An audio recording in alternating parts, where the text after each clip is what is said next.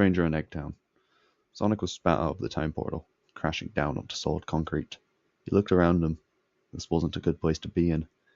Everything was some shade of grey where he was, which seemed to be some sort of alleyway. Even the sky was dark with clouds of smoke. Sonic turned to the portal, only to see it close behind him, with no sign of Silver. This isn't good, Sonic thought aloud. Silver should be here somewhere, even if he didn't make it through the portal. He'd still be here, somewhere.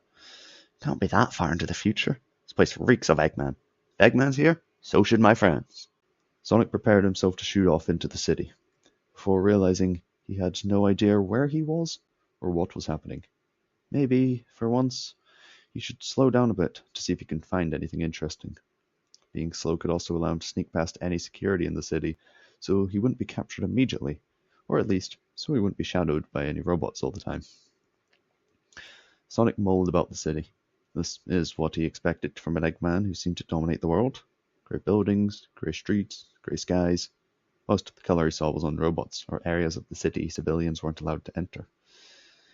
It was more drab, bleak, and industrial than anything Sonic had seen before. It was just depressing. How did this even happen? Sonic wondered. He thought, maybe, just maybe he could ditch the time travel idea if he had to. Save this future. But he'd only do that if he was a year or two into the future. Any more than that, and it'd be better to go back into the past to prevent this from happening. Sonic continued to roam. Security was tight, and it didn't help he was an easily identifiable blue hedgehog in a monochrome city. He couldn't even leave the city since the perimeter was being constantly patrolled. Everywhere Sonic went, there were robots littered all over the place. It felt to Sonic that maybe Eggman knew of his arrival and was searching for him. Or perhaps this is just what life here was like. Eggman is a tyrannical dictator after all. Sonic only moving through dingy alleys to avoid the guards. He kept his time on the main roads and streets to a minimum so he could more easily slip past patrols undetected. As Sonic made his way through the various alleyways, he felt that someone knew he was there.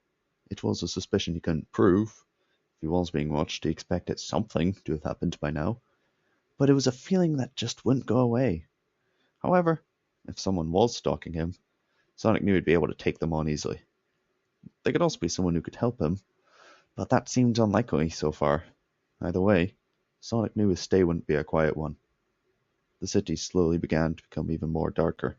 While he couldn't see the sun here, Sonic was glad it was getting closer to nighttime.